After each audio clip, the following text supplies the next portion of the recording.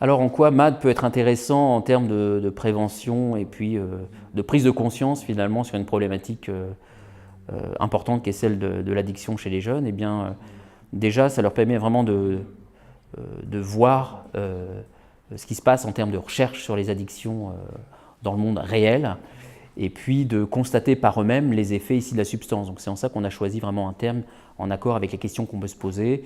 Et donc là, vraiment d'interagir avec les chercheurs, je pense qu'il y a un effet très important relativement à la légitimité et la crédibilité du message. Là, les expériences de cette année ont permis de démontrer et de faire comprendre aux jeunes qu'on n'avait pas la même sensibilité aux effets de l'alcool à l'adolescence et que notamment on peut être plus résistant à certains effets de l'alcool à l'adolescence. On a tendance à observer une banalisation des consommations et des consommations notamment massives.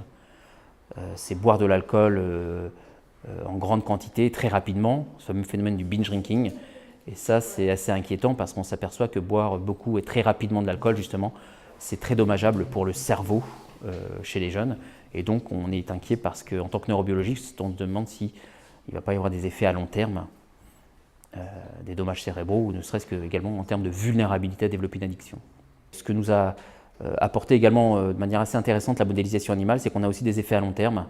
On s'aperçoit par exemple que la consommation d'alcool importante à l'adolescence entraîne à l'âge adulte un état hyper anxieux, donc qui peut également potentiellement expliquer une augmentation de la consommation à l'âge adulte. Et puis on s'est également aperçu chez l'animal que le circuit cérébral de la récompense réagissait complètement différemment aux produits, avec une moindre sensibilité aux effets plaisants de l'alcool et qui peut expliquer que peut-être on doit consommer plus d'alcool pour ressentir ces effets positifs. Donc ça, ce sont des résultats assez intéressants. Notre équipe de recherche travaille vraiment sur un problème de santé publique, donc on a un rôle important à jouer en termes d'argumentation scientifique, ne serait-ce que pour adapter et alimenter les messages de prévention.